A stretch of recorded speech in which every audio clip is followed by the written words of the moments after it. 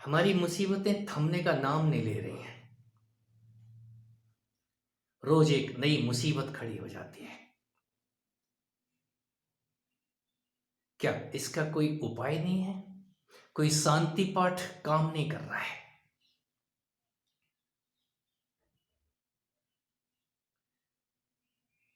शांति पाठ काम करते हैं समय आने पे, और वो थोड़ी देर के लिए शांति आती है।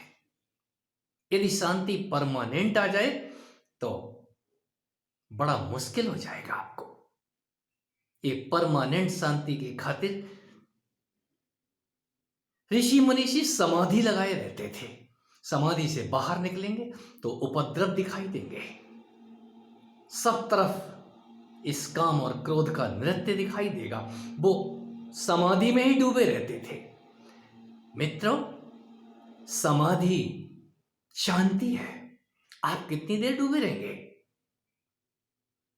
कोई भगवान राम, भगवान कृष्ण कर्मरत हो जाते हैं। कोई महर्षि अगस्त्य, मुझ जैसे अगस्त उन पहाड़ों की तिलांजलि दे देते हैं और नीचे उतरते हैं। इस संसार में कर्म तलाशते हैं। यदि उठ गए हैं तो ये आंखें कुछ दिखाती हैं, आपके कान कुछ सुनने को मजबूर करते हैं। किसी को दुख से निजात पानी है, कुछ पूछना है, सवालों के उत्तर देने हैं। उत्तर उसी को दिए जा सकते हैं जो खोजने निकला हो, और जो खोजने निकलता है वो फिर उत्तर दिशा की तरफ जाता है। जिसको उत्तर मिल जाए, अपने ही तन में लगी हुई ये उत्तर दिशा, आपकी खोपड़ी थोड़ा सीधी तो हो जाए, और जिसकी सीधी हो जाती है वो अपने ही अंदर उत्तर पा लेता है, उस कैलाश को पा लेता है, उस शांत हिमालय को पा लेता है जहां पर असंख्य गुफाएं हैं। जब चाहे उनके अंदर वो प्रवेश करके बैठ जाता है। महाशांति तो उसकी दासी नहीं है, मैं उसको मां कहता हूं। और उसका वरद हस्त नसीब होने के बाद वो चाहे फिर दक्षिण में जाए या पश्चिम में जाए, उसका सूर्य कभी अस्त नहीं होता है। ये शांति की खातिर ही हम ध्यान में उतरते हैं। किसी से कुछ पूछते हैं, पूछना बुरा नहीं है, पूछ के चलो तो सही। व्रत और उपवास, पूजा पाठ कुछ भी काम नहीं दे रहा है, ये कुछ भी काम नहीं देगा। थोड़ी बहुत देर लगेगा, शांति आ गई है। किसी ने कुछ मदद कर दी है, शांति आ गई है। मित्रों, शांति का रास्ता अशांति से होकर गुजरता है। यदि आप अशांति से सावधान होकर के गुजर गए तो ये कांटों का पथ, ये बनवास आपका दिन के 14 घंटे आपको उस महाशांति की तरफ लेके जाएंगे। लंका तो फतेह आप नहीं करनी है, आपके बदले कोई दूसरा नहीं करेगा। ये हनुमान सरीखे, सुग्रीव सरीखे आपकी सांसें आपका साथ नहीं छोड़ती हैं। हनुमान कभी साथ नहीं छोड़ते आपका। वो युद्ध में और शांति में, दोनों अवस्थाओं में आपके साथ होते हैं। हम अपने ही अंदर इस अद्भुत साथी को पाकर के भी हम असहाय और निसहाय महसूस करते हैं। आपके साथ वो महाबली हनुमान है।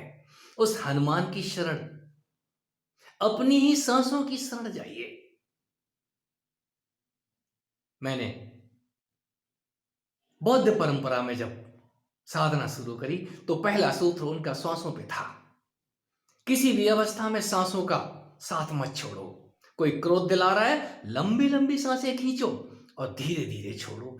कारण क्या है? उस सांसों के साथ, उस बंदर के साथ हो जाओ जो यदि आपके कंट्रोल से बाहर हो गया तो ये गाली गलौज करेगा, और ज्यादा प्रेम में हो गया तो ये इतना धीमा हो जाएगा, शिथिल हो जाएगा, आप सो जाएंगे। शांति में भी ऐसा ही होता है। क्यों? आपके वो सारे साथी जो आपके अंदर हैं, वायु, अग्नि, इनके साथ सब कुछ जुड़ा हुआ है।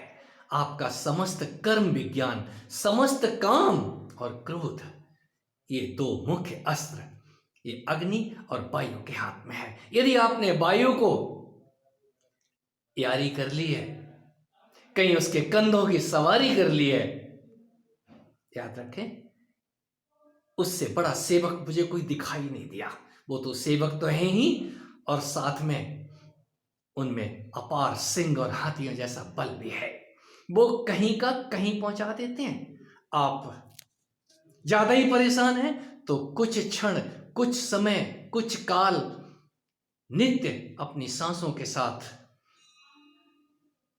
होके देखें। और जो सांसों के साथ होता है, धीरे धीरे समय लगता है, शांत हो जाता है।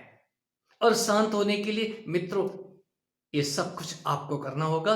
कोई पंडित, कोई मौलवी अपने मंत्रों से, अपनी पावर से आपको थोड़ी देर के लिए गुदगुदाएगा, और उसके बाद वो अशांति पुनः वापस आएगी। युद्ध आपको ही लड़ना है, तो क्यों ना कमर कसें, अपने गुरु आप बने।